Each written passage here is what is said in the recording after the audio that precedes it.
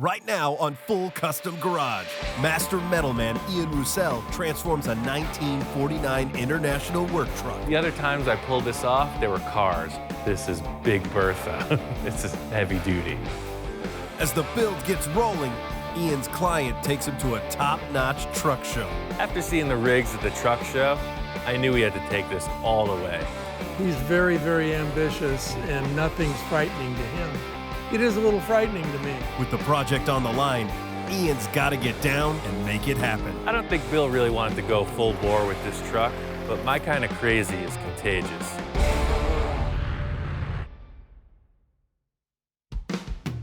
My friend Bill's got a new project he wants to start. I've worked with him a few times in the past, and all of his stuff has been unique. I really can't wait to see what he's got. I have a roll-off truck I haul trash with for myself and for clients. I have several containers, boxes that I can leave at clients. They can fill them. I can then go do something else. The roll-off truck is super versatile. I can haul a tractor, whatever, on the flatbed. I can haul material if I'm building something for my property. So it's very, very versatile. I don't want to work full-time at it, but it's fun for me the time that I get to do it. I like it a lot. Bill's into custom cars. He wants a custom rig. He wants to do something cool. What I want with the roll-off truck is something that's modern, with all the modern conveniences that they have, the automatics, the air brakes, the power steering, all that, but looks old, the old cab. That's what I'm shooting for. I've done a lot of body swaps. This is nothing new to me. The only thing is that it's bigger. I've been thinking about this project since Ian did the panel truck that I have. It's a '63 Ford panel truck. I pulled a couple ballsy moves, and I think he respected me for that. I cut the car in half lengthwise because the donor vehicle was wider than the Falcon. He cut it right down the center, took that whole chassis down to nothing, and put the Falcon right on top of it. Basically widened the car 6 inches. In the end, that's the trick. Nobody's got it, and that's why I did it that way. I've been wanting to do this truck project for a bit, and I've been getting pieces here, pieces there, parts. Some are real rough, and some will be usable. Bill wants to put together a modern roll-off truck with a 1940s cab. He said he's been collecting parts for a while, so I want to check out what he's got.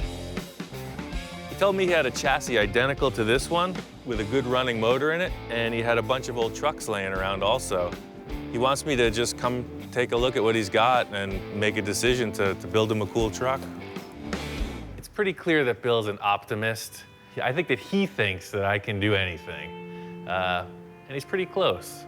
But he had a few things that were too far gone. This thing's pretty rough. Everything's fixable to a point, but I don't think this is the one. He had one cab that was up here that it looked like a freaking asteroid hit it. I don't know what to say. It was completely wasted. You can see where all the panels come together. Water's been sitting in there and it's just rotted from the inside out. I nixed that. He showed me a few other things he had laying around.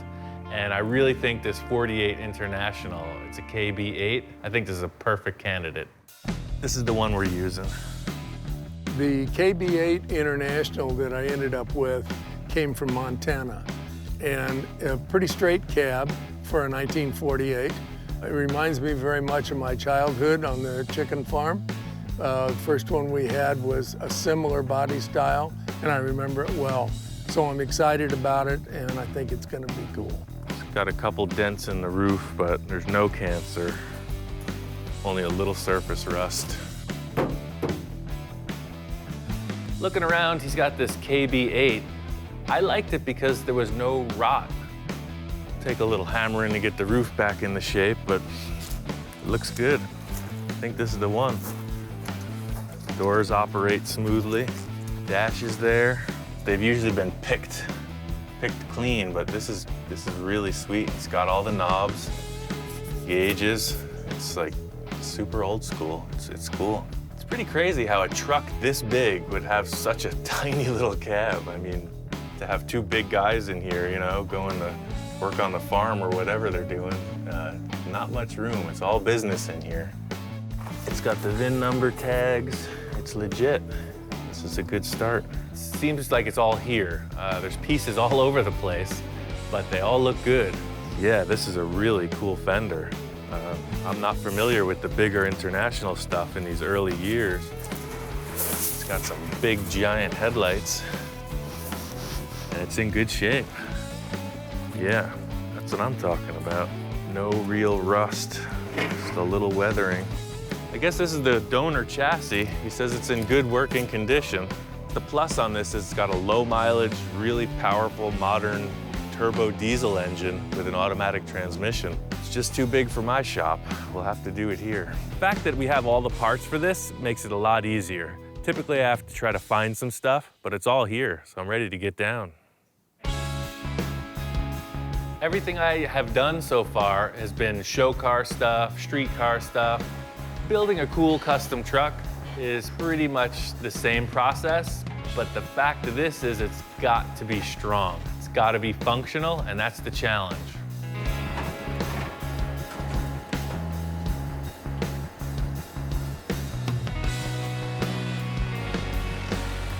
Before I get started, I just wanted to get a quick look at how the cab looks sitting on the chassis.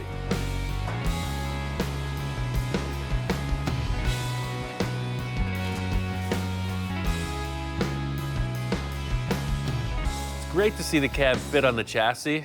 I really like the look of the original cab, and I'm glad I didn't have to cut it up. The problem is, the 48 fenders are set up for a much narrower axle. I made some measurements. I'm gonna widen these fenders 3 inches on each side. I'm gonna weld them all together and then fit it up. I'm already committed to what I'm doing.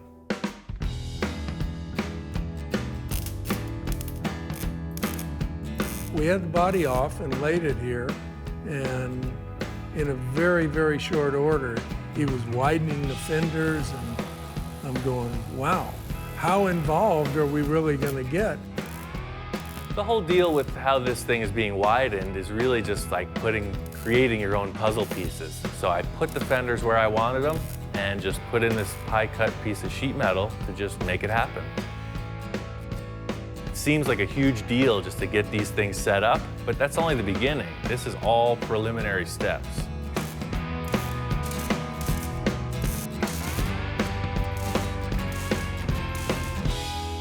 All the work I've done so far has been on the outside of the sheet metal.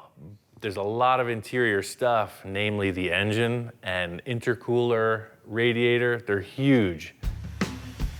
Since the thing's all in one piece now, I have to trim back all the excess sheet metal that's hanging around on the inside.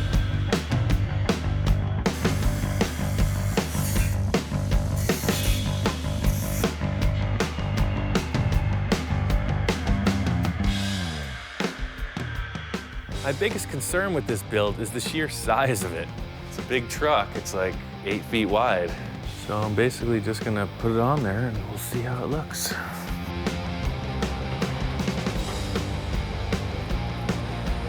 When I first walked in on this cab, I had my little grandson Lincoln with me, and he oohed and awed about it, and Ian liked that, I think. Might seem silly, but Bill's grandson is here, and having him to review my work really helps out. Everything I do, I like to have sort of a childlike quality, you know, like a big toy. He looks at it, and it's Tonka time. Straight up, let's play.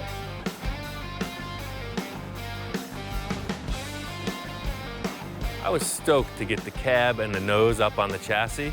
Everything looks like it's gonna work out. It fits good, it's gonna steer. I'm charged, I'm ready to go. When I saw the cab on the chassis for the first time, I went, oh yeah, this guy nailed it.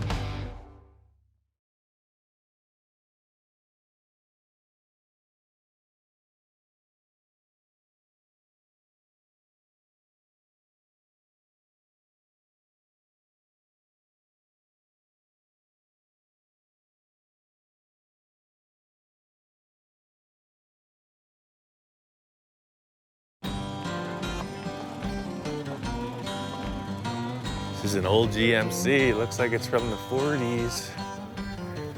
Whoa, look at this engine. That is what I'm talking about. We're at a truck show for the American Truck Historical Society. It's a pretty cool setup. We're working hard on Bill's truck. He's got some wild ideas for this project, so I came up here to one of their shows to check it out. It's pretty hard to know what to expect, so showing up here, you see that there's all different kinds of trucks, different years, makes, models, etc. For me, it's the variety that's really interesting. I love the older stuff, anything pre-1950, but you can't argue with the huge horsepower in the 1970s rigs. I just like the variety of things that's here. There's everything from an old camper truck over there that the guy is, it's like a 50 Ford pickup that he's just cut up and done all kinds of stuff to. Then right next to it is like a 40s auto car that is a tow truck. So pretty impressive, the variety of things here, if you will. 33 Chevy pickup, and 33, you're all kinds of class in that thing.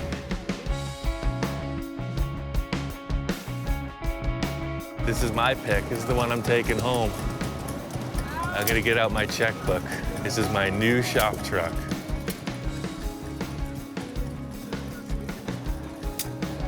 I don't know what the heck this thing is. I've seen one other like it, but it was a full body. I don't know if this has some relation. Apparently they were made for GM, like at some point, maybe a World's Fair or some kind of promotional effort. This thing is amazing. One of the things I've been wanting to see for a long time are these displays of the weird engines you see, steam engines, some kind of weird misfiring engines. They're more for utility. One guy's got them hooked up to washing machines. Some guy's charging batteries over there. There's a drill press. I would love to do a project with one of those. That would be fun.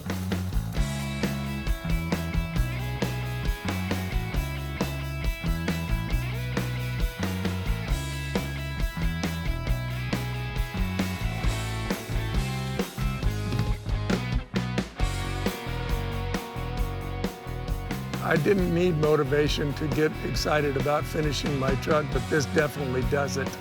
If I could have it on the road next week, it would be great. Checking out all this stuff, it's been really cool. Bill's ideas have merit. I'm stoked. I was a little concerned when he told me his first plan, but his truck's got a brand new chassis under it. It's got the look of these older rigs, and it's full custom.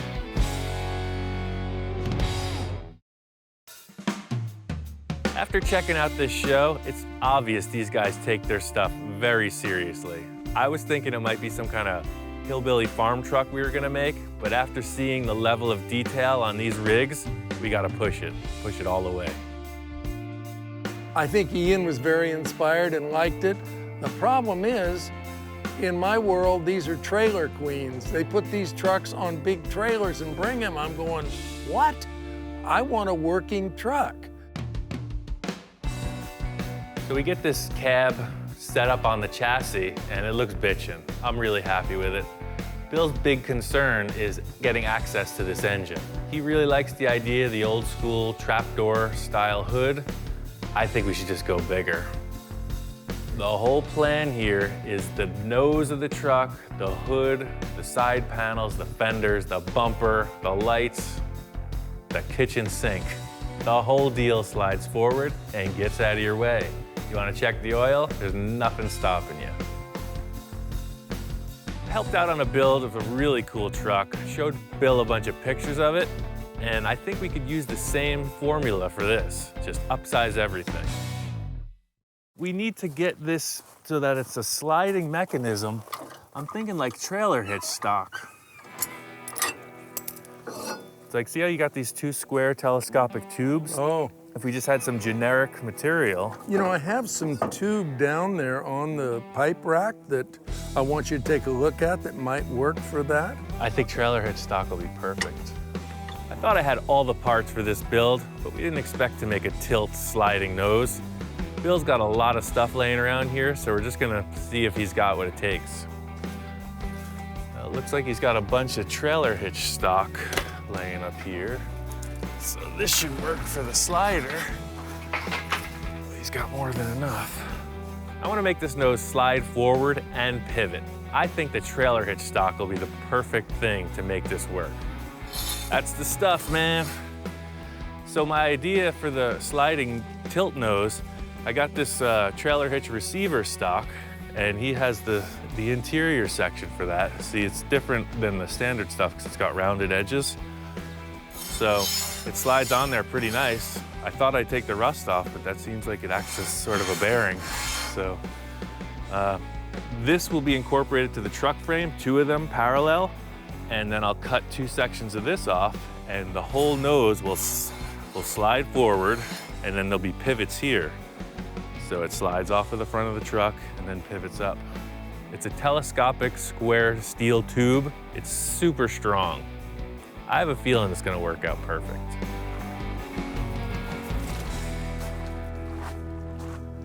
All we need for this nose to tilt is a big ass hinge. Straight up, it could be any way we find it.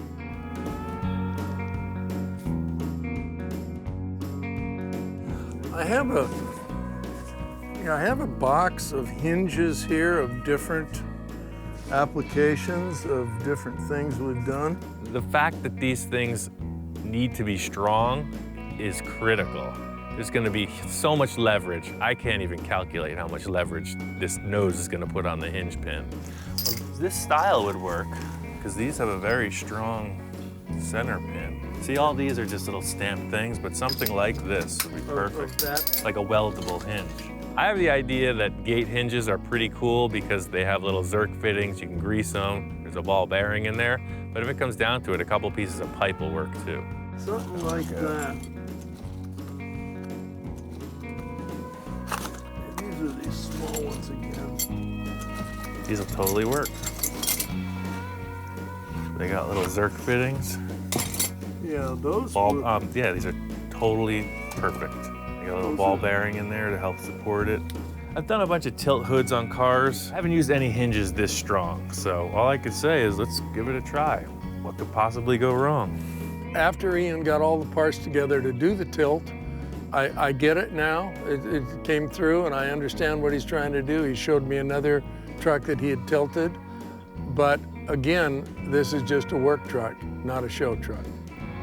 My whole deal is proving it by the work. I'm just gonna bust this out, and I know he'll like it. Well, I got the 2 trailer hitch receivers set up. I was able to use the original bumper brackets, which is a huge time saver. The good thing about mounting off the original bumper brackets is this whole unit will be adjustable if you needed to reposition it. Say it got hit or loosened up or something. So this is the part that will actually hold the bumper and the entire skin of the nose of the truck. The whole idea is kind of like a trailer hitch in your car or truck. There's like a receiver, and then there's a piece that inserts into it. You can see here how they'll pivot. What I have to do now is create a cross brace that doesn't attach anything except the hinges so that the whole nose and bumper will rotate around this assembly.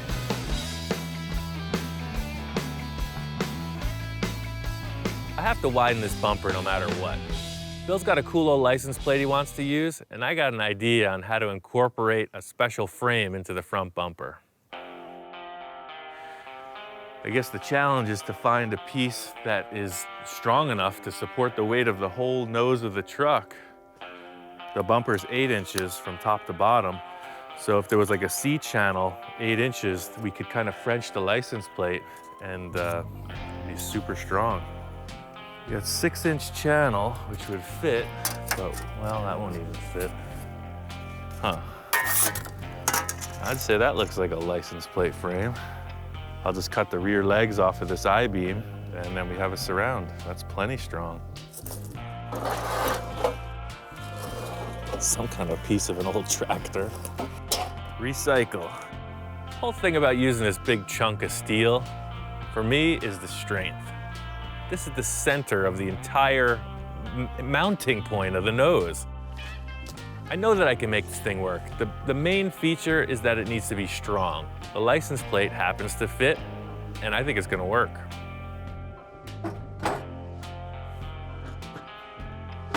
One of the main things I do in building cars is reuse stuff. It's a challenge for me. I am frugal. If I don't have to buy material, I'm all about it. It's definitely the strongest license plate frame I'll probably ever make. The whole concept with reusing material is that it gives you something you couldn't have thought of in advance.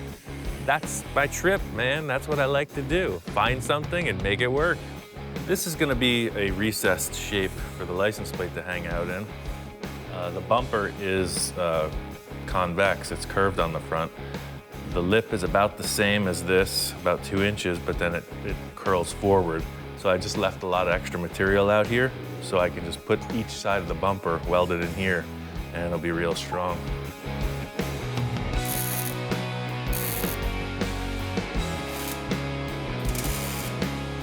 This grill is a little bent, so it's a little deceptive, but the whole framework is squared up with the body, so. I guess I'm gonna just cut the bumper right in half and just kind of fit it and see what it looks like.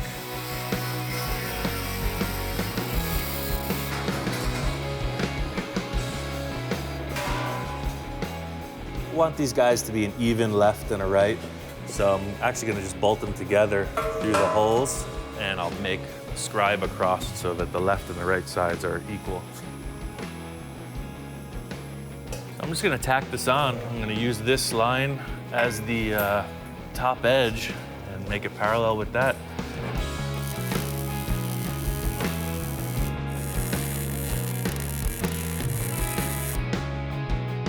Just like backwards, sort of.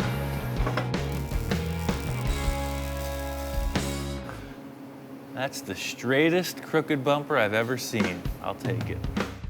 Doesn't have to be perfect, just better be real good.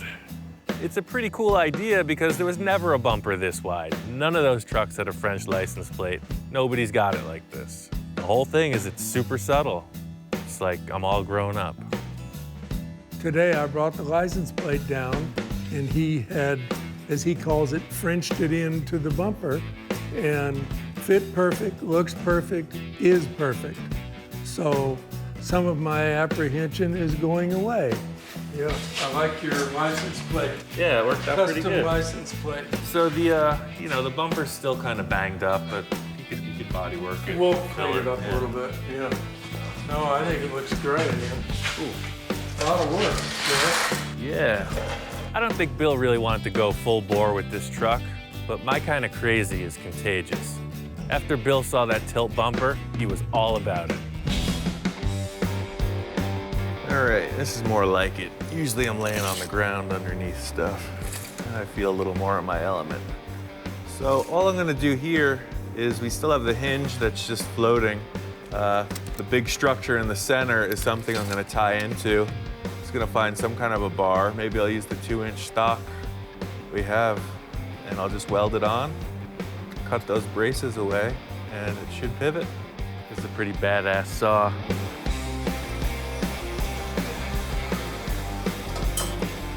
This 2-inch tube is attaching on the far end to that big center section that I made, which is super strong.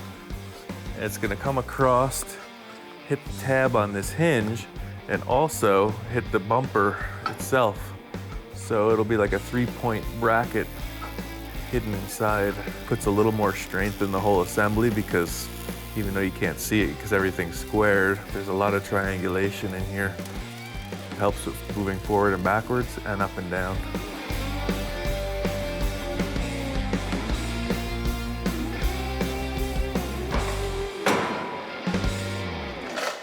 All right, so the last part of this is getting the sheet metal attached to the pivoting bumper. The truck was a little bit off level. I'm not sure what's going on there. So that could be in the suspension. All I did was put a floor jack under the axle, and I got the whole bumper and the chassis leveled perfectly. Fortunately, there was this car lift here, so I just attached a piece of that to the cross bracing and kind of strapped it off to the motorhome over there and just got everything squared up. A little pushing and pulling, but now that it's in shape, centered, and level, I'm gonna just build a frame at a 2-inch square, same stuff we've been using. I'm gonna make an arch that goes up underneath each side of the fender, and then just build some kind of gusseting around that just to grab all the sheet metal so it doesn't get out of shape when it lifts. So you got this old bracing in here. My idea is to come back right near the slider there and then arch up around, grabbing that original brace and also having something up here in the top of the center of the fender. This truck was not set up for anything like this. The engineers never imagined this for this vehicle.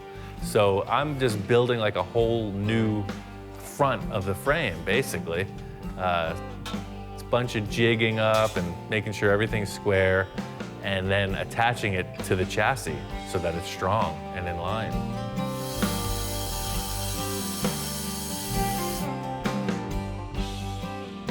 So the whole idea is, as this bumper's pivoting, this will pivot as well, but it'll offer support to the sheet metal.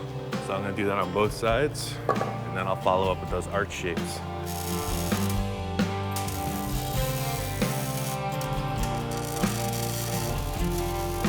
I've seen Bill come peeking around. You know, I've been hard at work.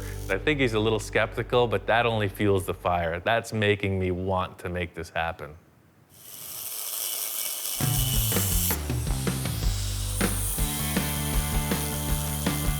Yeah, the idea with using these curved pieces is by putting them through that machine, it makes them incredibly rigid. It puts a lot of stress in it. So these, along with a few other gussets, will be the support of all the sheet metal inside. The way that this curve comes in is going to be perfect. You see it intersects the original bracket in the fender. I can just trim that back, weld it up, and I'll make a miter joint down at the bottom here. It'll work out good.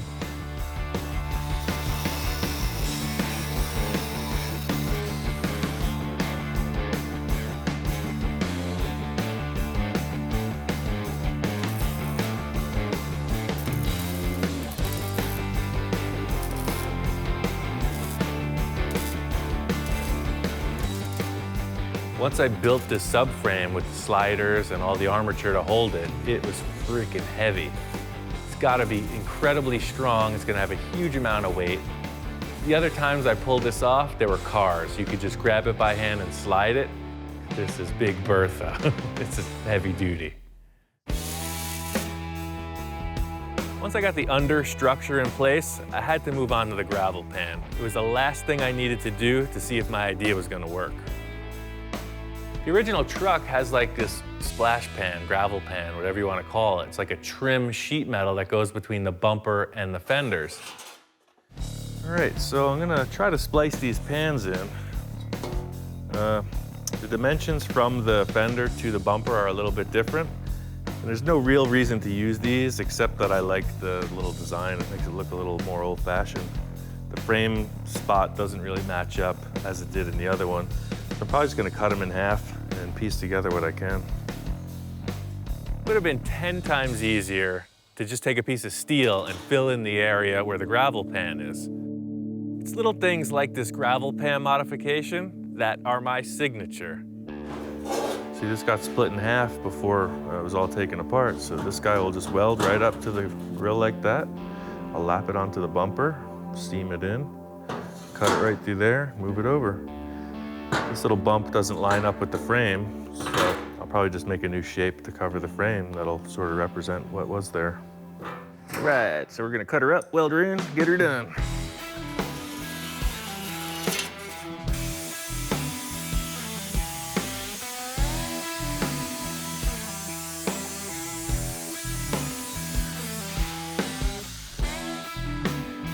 Trying to use the original stuff because it's got these cool embossed ridges in it, and that's really gonna sell it. When somebody looks at it, it looks old, factory stock, but it's mutated, and that's really cool.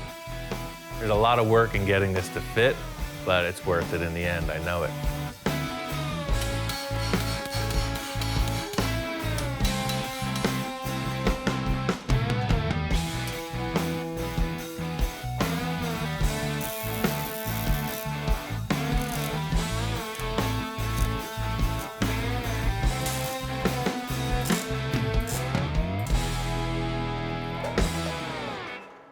Something's happened with that fender in the past where it's all out of shape. So what I'm gonna do is just space these guys into the bumper so that they're the same distance. These bolt holes are a pretty good guide.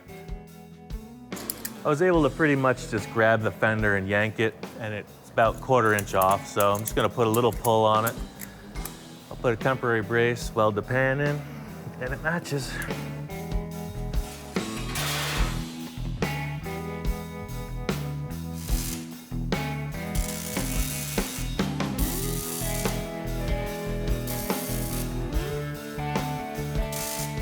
Got the majority of the pans put in. You can see I still gotta fab up these center pieces from where they split and got wider.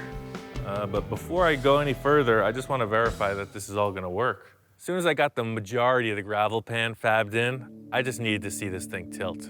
This is the end of the mock-up. This is the moment of truth.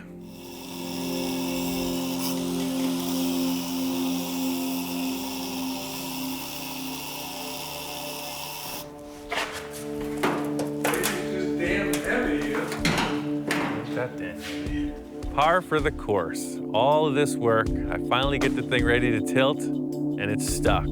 Bill's standing right there. It's just perfect. It wouldn't move. It wouldn't move. And I went back to the, damn, it's so heavy, we can't do it. And I'm thinking, oh my gosh, now what? When you got 5 million welds, your percentage of some attaching themselves to the cab is increased, so in the end, that's what happened. The thing would not hinge open because it was welded shut.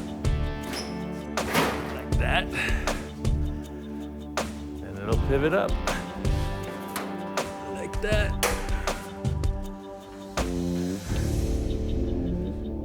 There it is. You got a tilt nose. It is just awesome. Really cool. Everything I hoped it would be. Going for the KO, but I hung in there. I was bobbing, I was weaving, I was ducking. Pulled it off. A lot of blood, sweat, and tears by that young man right there.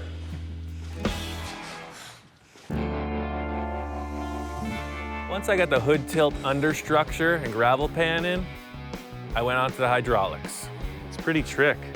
Just this one piston on one side slides the whole thing forward and then tilts it up. It's super simple hand-operated pump. They put this little pump back here behind the cab and it works just like a floor jack. It's slick.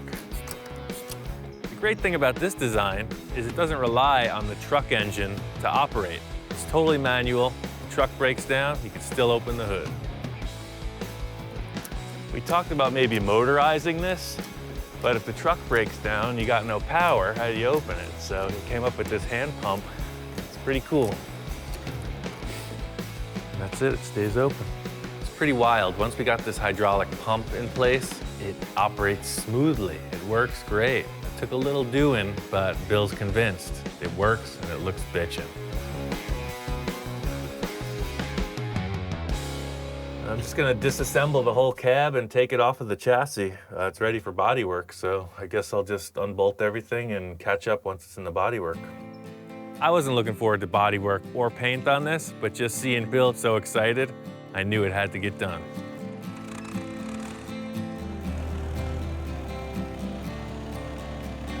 This went further than I expected, and I had to sell the white truck that is my one and only roll-off truck to fund this. So now we're kind of at an urgency to finish it.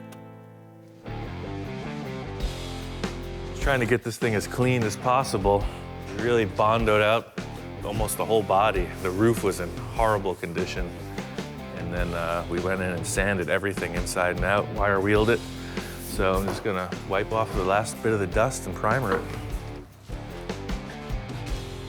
I'll just primer this, then we'll set it back on the chassis and just make sure everything fits before we paint it. That way nothing chips when we assemble it.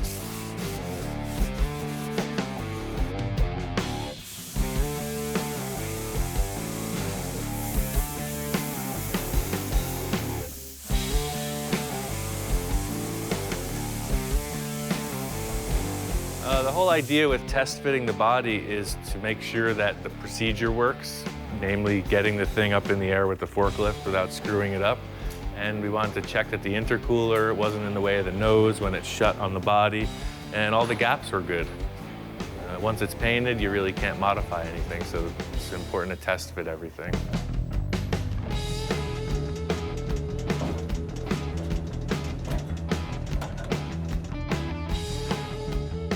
Cool, we'll check out this intercooler. Let's see if it works. Because the nose of that truck cab is so much narrower than the later model donor we're using, I had to cut the tanks because the grill is very narrow. So I cut them, plated them, and then we ran into another problem where this corner was too wide still. So I cut a little diamond shape out of each side. Hopefully it fits. That's the really cool thing, is it sits in the little saddle like somebody from the factory made it. All right, Captain, lower the drawbridge. Say, that's a nice truck you've got there. If any little adjustments we have to do once it's painted, it's no sweat. You know, we'll be away from the paint. That's all I was worried about. With such an intense project like this, it really helps when the original mechanical parts remain intact. With the intercooler, the steering, everything else mechanical, it really helps out in the end when it's all stock. We're just gonna do a few more coats of primer, sand, then paint it. After that, it's assemble and drive. I find it easier to just put like a whole bunch of stuff all over the table, and it's kind of like a cooking show, you know? I don't really know what I'm doing, just as long as it's green. I'm gonna spray it. Put a little of that, shake of that, stir in some of that over medium heat, and bake for 30 minutes. I think what I'm gonna do is just put a big heavy coat, first wet base coat on the roof, and then I'll move over to the doors after I get the first coat on the cab.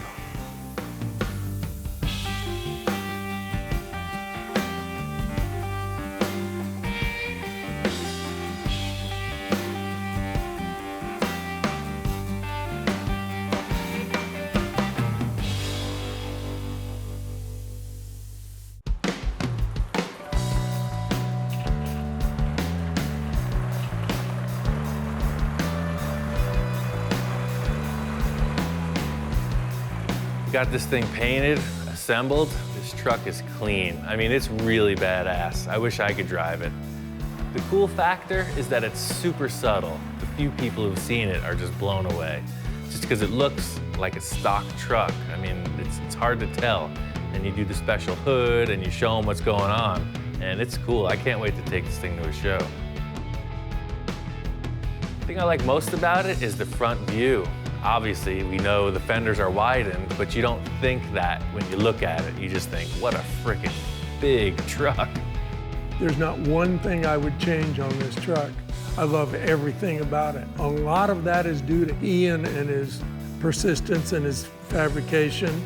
My job was all the heavy fabrication and assembly, and then Bill got down on all the accessories and finishing parts. He polished out all the stainless steel, got some bitchin' aluminum rims, got the special mirrors, the chrome horns, the air cleaner. I mean, he knows what a truck needs to be legal on the road, so he fitted out with everything DOT approved and all the trick, cool looking stuff too. Oh, the best thing is, of course, the tilt front end that I was very apprehensive about. You know, it's just awesome. I mean, I've showed it to people and they go, really? How does that work? Well, works like this, and you just pump this hydraulic jack and it tilts and goes out. But people that are not even car or truck people are very like, wow, it's just something way different. And that, of course, is the best part. And that it still has the old look. When it's rolling down the road, you can't tell the front tilts like that. But when you stop and you tilt it, cool. The cool factor, it's like, it's a real question mark. That's the whole thing. It's people look at it and guys who know trucks are like, there was no roll-off trucks in 1948. I think Ian, as time has gone along and I've done the little things that I've done to it, he now gets that it's going to be a working truck. I don't think he really got that before because he's never built anything like this. It's mostly show cars and toys. It's a show truck and it's a toy, but it's a working all of that. It's a multi-functioning truck.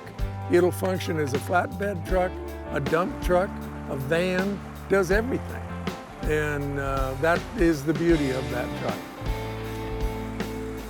Yeah, I just use it mainly as a toy. If my wife were here, she'd say it's an expensive toy, which that's okay. It pays for itself and I have fun and that's what life is. But the truck itself worked perfectly. I'm very happy. I'm very happy with it. Turned out great. In the end, I mean, Bill is stoked. He's super happy about it, and I'm jealous. That means it's a good project.